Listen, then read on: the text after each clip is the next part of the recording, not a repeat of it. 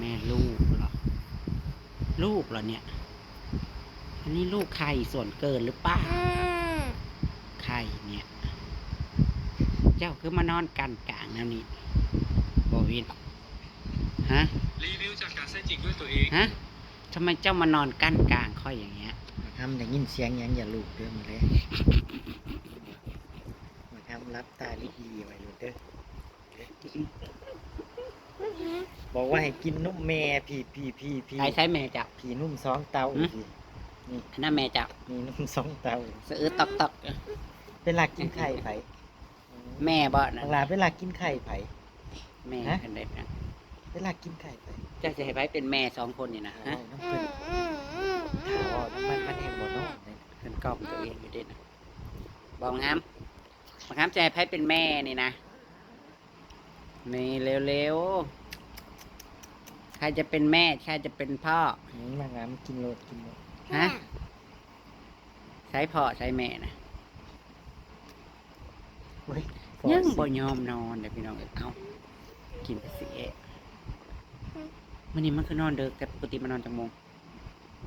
นอนแล้ว ทำนี่นะแค่มันนี่น่ะนอนเธอเดียวนั่นแหละคือบนนอนเว้นน้อย ปอกม้อนบ่ได้มาใส่เพิ่น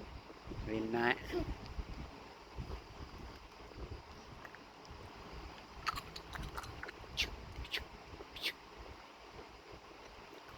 เสือตัก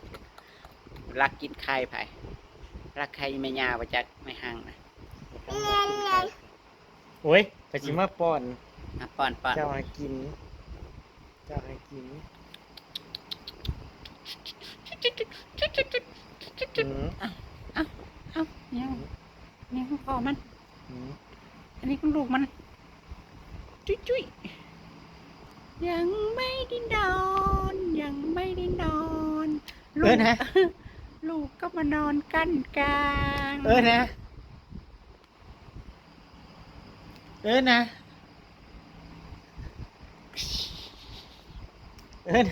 ตบแตะ ตัวปู ตบแตะเลย ตบแต้เลยเจ้าจะให้คอยวันนั้นนี่นะเจ้าจะให้คอยวันนี้เด้อมืออื่นวันแม่คอยมาได้คอยฟ้องแม่คอยได้วันนี้นะหัวน่ะเน่าๆน่ะซาบางเว้นนี่เน่าเลย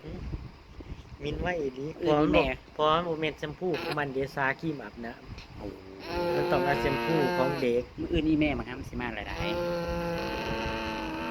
อีแม่สิมาแล้วก็ลืมอีแม่เจ๊กแล้วนะมันอีแม่มามืออื่นก็มาทำก็ลืมอีแม่เจ๊กเอ้ยแม่เจ๊กสบายเลย สบายเลยใช่ไหมกินยังหยานะ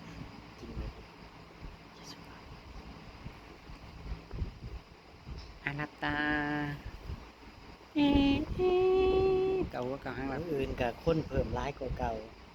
มือแกงเห็ดรอใช่ไหม อื่นละเศษมันก็ เอาอยากกินแกงเห็ดแต่ของคนไข่คนป่วยได้เห็ดหยังกินเ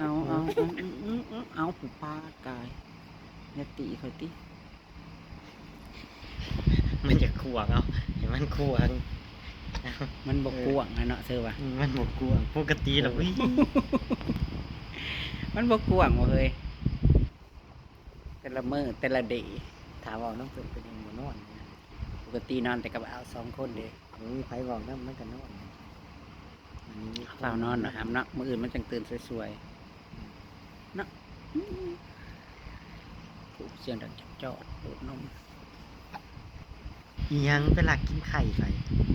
มาทำหลักกินไข่นะ ตกแต่ หลักกินไข่ไป อะแพงกันอะแพงกันกัน นะ แพงกันกันเด้อ นะ แพงกันแน่นะ นะ แพงกันดูใช้แพงเก๊กนะได้ข้ามแก้มไหมแก้มหนามิตรซิวคือเต็ม ว่ากสิพ่อกันมืออื่นผัดบริพ่ออะไรพี่น้องสองพ่อลูกหยอกกันโบราณรับยอมนอน ปกติแล้วนอนแล้วอะไรได้นี่นะฮู้บ่วินฮู้บ่มึงจะมานอนเจ้าฮู้บอก จะหูอีเนี่ย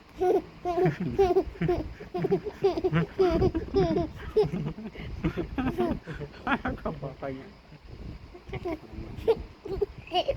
โอ้ยสำลักอย่าหัวกินมันเบิดกินมันแล้วก่อนมาทำจังสิสำลักกินนุ่ม จะอย่าขี่ได้ แต่แต่ขึ้นมา ขึ้ นี่ นได้ สองเต่าแล้วเนาะ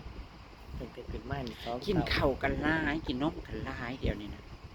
เอามีบ่มือนี่รู้สึกว่ามันกินข้าวมาแล้วปกติเบิดได้นั่น แม่นบ่ บ่เรือได้นั่นน่ะ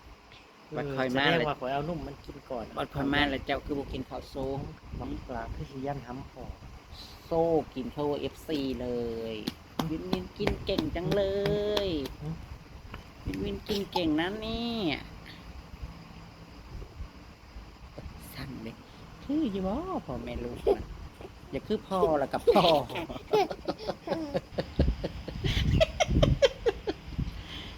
อย่าคือพ่อนอนสองขอบขาบนี่บ่ผมยาหนาพ่อ ผมแม่หนาพ่อบ่